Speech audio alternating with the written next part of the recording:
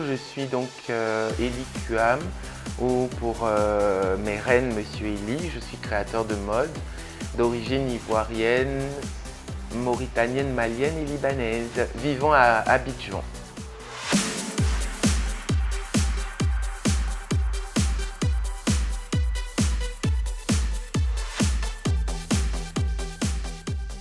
C'est assez visible même dans notre showroom. On utilise du faso d'Anfani, du pagne d'An, de la culture d'An qui vient de Mans. On utilise du kita, on utilise de la dentelle, du tulle, de la mousseline de soie, voilà. On utilise tout justement pour apporter quelque chose de différent, quelque chose qui est empreint de notre culture, donc de notre héritage, mais surtout qui répond aux codes internationaux et surtout qui parle à la femme, parce que la femme n'est pas que blanche, n'est pas que noire, n'est pas que africaine, n'est pas que orientale, européenne. La femme, c'est la femme. Et donc nous, on veut parler à la femme.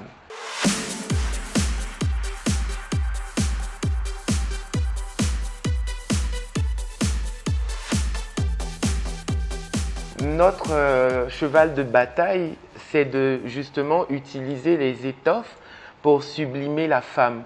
Donc, quel que soit le matériau qu'elle nous présente, nous avons le savoir-faire pour la sublimer, même si j'ai un faible pour le matériau issu de notre continent, le pagne tissé, le kita, le faso d'Anfani, le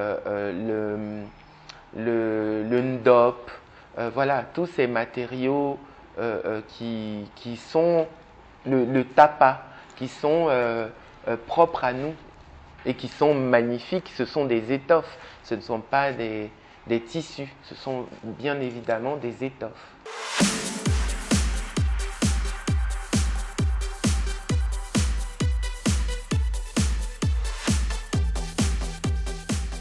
Aller au Nigeria ou bien au Bénin, au Togo, vous allez avoir des chapeaux à Caen. Vous allez au Ghana, en Côte d'Ivoire, vous en avez. Moi, j'estime que je porte mon Afrique sur ma tête. Je représente quelque chose qui a trait à mon continent et je revendique ça très fort. Ensuite, le kimono. Le kimono, ça vient de l'Asie, de l'Orient. Donc, vous avez une touche différente. Les naïus, bon, ça, c'est notre dernier produit phare ici à la maison Élie Kuam. On a décidé de créer une sandale qui va s'appeler naïu. Les naïus, ça veut dire embêter mon fils. Donc, j'exhorte tous les bétés ou tous les Africains à porter des naïus. Il n'y a pas de limite, hein. On est dans un domaine créatif. Donc, si j'avais mis un Muguba avec une chemise blanche et puis un chapeau corogolais qui retombe sur les côtés, si j'avais ça, j'aurais trouvé joli et j'aurais porté.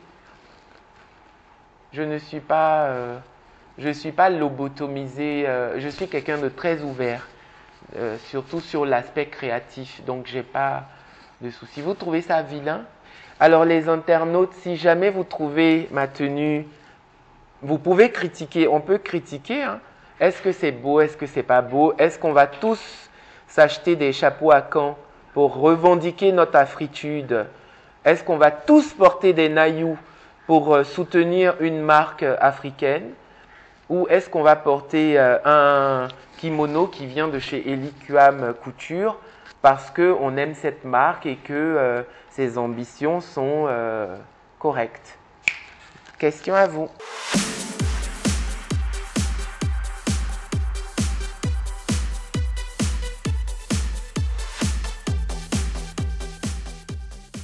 Il faut déjà expliquer ce qu'est l'intervalle de définition de la mode pour comprendre.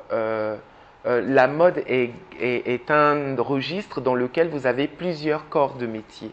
Donc vous pouvez avoir un habilleur, vous pouvez avoir un styliste, vous allez avoir un patronnier, un chef d'atelier, un repasseur, un mécanicien modèle, un prototypeur, un petite main ou une, une première d'atelier. Moi, je suis un créateur disons, mon créateur, bien sûr, m'a fait don de quelque chose de monumental qui est la créativité. Et donc, je pense être un créateur de mode. Je pense créer des tendances. Donc, je suis en quelque sorte un créateur de mode. Voilà, je pense être un créateur de mode. Des fois, je peux être styliste, je peux être aussi un habilleur, je peux intervenir en tant que consultant pour des maisons de couture, ce que j'ai déjà fait en Arabie, en Chine et même en France. J'ai déjà donné des cours, j'interviens ici aux Beaux-Arts. Donc voilà, c'est vraiment dans la complexité et la globalité de l'aspect créatif, de l'aspect textile, mode et design. Je me suis entouré aussi de gens qui sont compétents. Donc, je travaille avec un jeune créateur ici à qui j'ai délégué toute la maroquinerie et qui s'en occupe. Et comme il sait ce qu'on recherche, il retranscrit exactement au fournisseur ce qu'on recherche. Du coup, c'est lui maintenant qui est en front. Et ça permet de déléguer, ça permet d'avoir un travail qui est toujours nickel.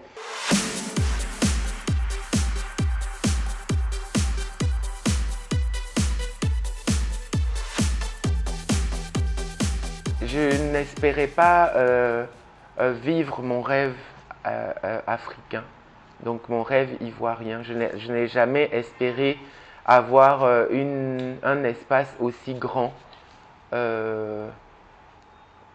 Et donc pour moi, ça c'est une grande bénédiction. Donc je n'estime pas avoir réalisé les choses. J'estime juste être béni.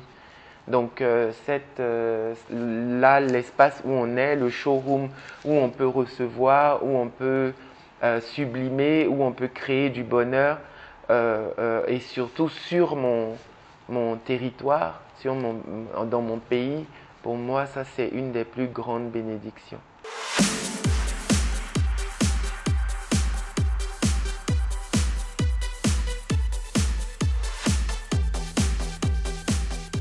Mon humble avis, on s'habille en fonction de sa morphologie, en fonction de la société. C'est pas que c'est régi par la société, c'est juste que selon l'espace, l'endroit où on va se trouver, on va faire attention à ce qu'on va porter. Et pour moi, la plus grande faute de goût, c'est de mettre par exemple un jean taille basse quand on est proéminent au niveau du bassin. C'est de mettre un trop grand décolleté quand on a de la poitrine. Parce que les décolletés ont été créés pour les femmes qui n'ont justement pas de poitrine, pour suggérer le fait d'en avoir. Donc voilà, je ne juge pas les gens, mais des fois je trouve que ça ne va pas avec la morphologie.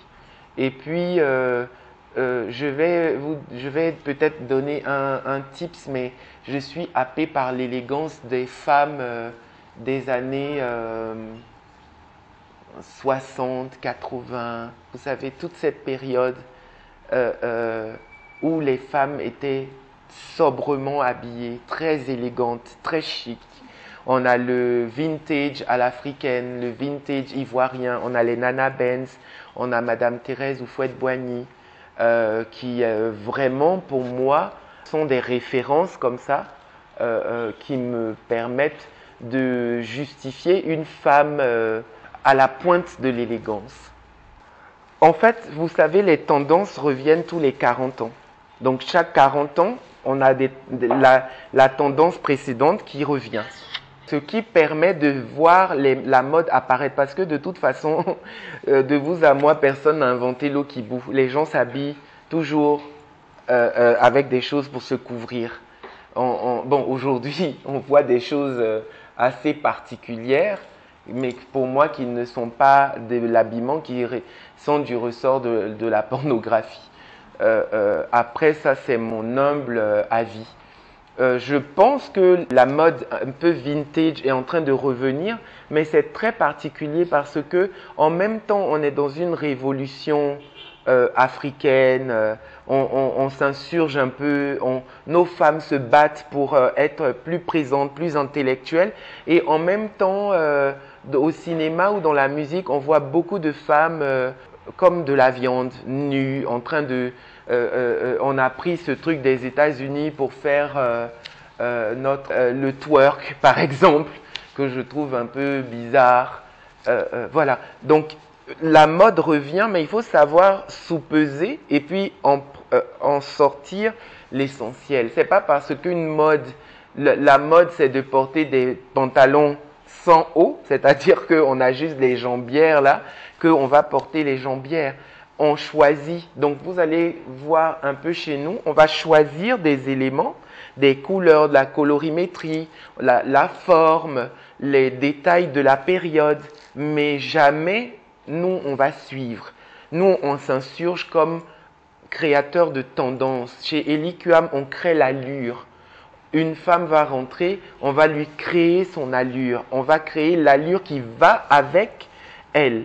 Donc oui, les tendances sont bien sûr là, mais on ne suit pas la mode.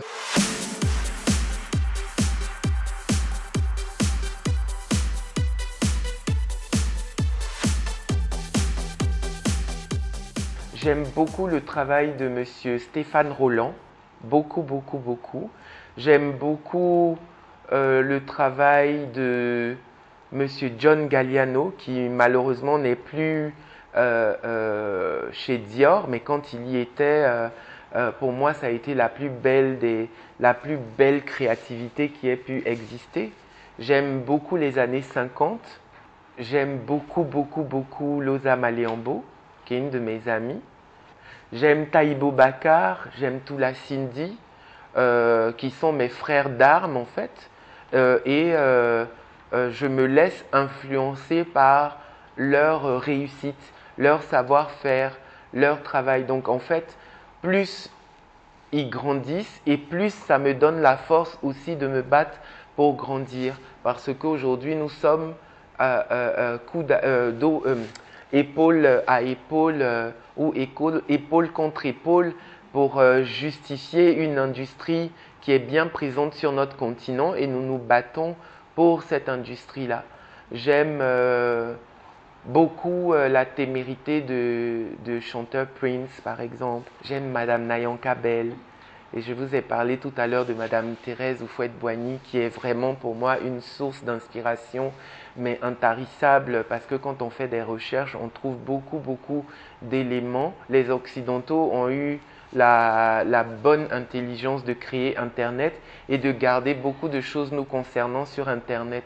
Donc en fait, en allant regarder le parcours ou les dîners auxquels était conviée Madame Thérèse Houphouët-Boigny, ça m'inspire par exemple, ça me donne cet engouement à continuer de créer de l'élégance, de l'allure.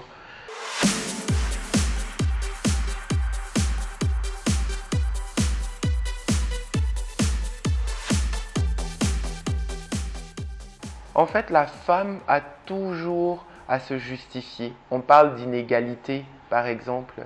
Donc la femme a toujours à exprimer ou à revendiquer le fait qu'elle existe, qu'elle n'est pas faite que pour la cuisine, pour la couture, pour la coiffure.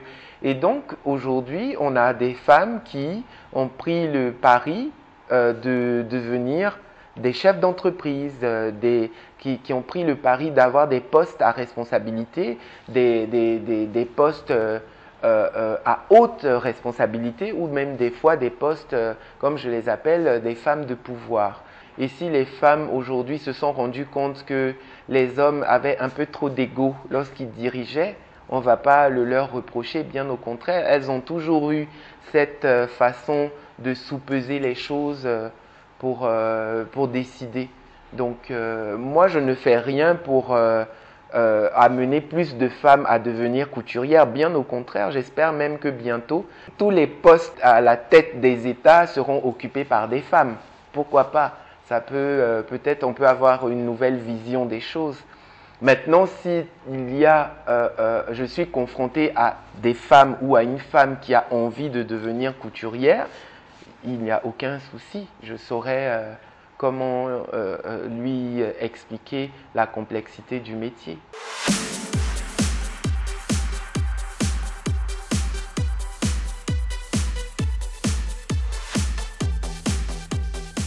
Alors, Black Amorphose a été créé par mon amie Mathilde Lafarge, qui a Onyx Productions, que je tiens à remercier au passage, et puis en collaboration avec Canal. Je voulais vraiment me consacrer à Eliquam Couture, parce que j'avais décidé de rentrer en Côte d'Ivoire. Il fallait que je sois entièrement dévoué à ma cause. Il fallait que je me concentre et j'avais exigé des choses qu'on trouvait un peu trop fantaisistes. Et puis j'étais un peu trop, selon la direction européenne, j'étais un peu trop poncé. Donc du coup, comme en Afrique, on ne se promène pas avec des balais sur le corps ou sur la tête, comprendra qui veut bien. Nous avons compris que Black Amorphose avait pris un peu de vacances. Mais il n'est pas proscrit que si des personnes ont besoin, je ne fasse pas du relooking. J'en fais encore, je travaille beaucoup dans ce registre-là avec beaucoup de dames ici à Abidjan même, et au Congo et à Paris, où j'interviens régulièrement.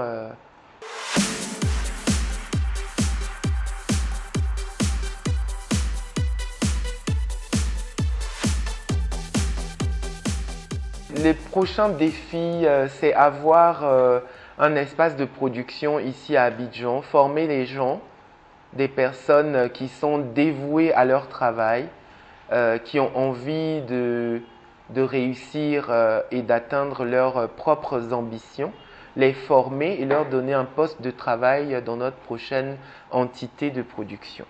Ça, ce sont les défis à venir. Bon, c'en est qu'un, mais c'est habiller toutes les femmes de la Terre. Défi à venir, habiller toutes les premières dames de l'Afrique.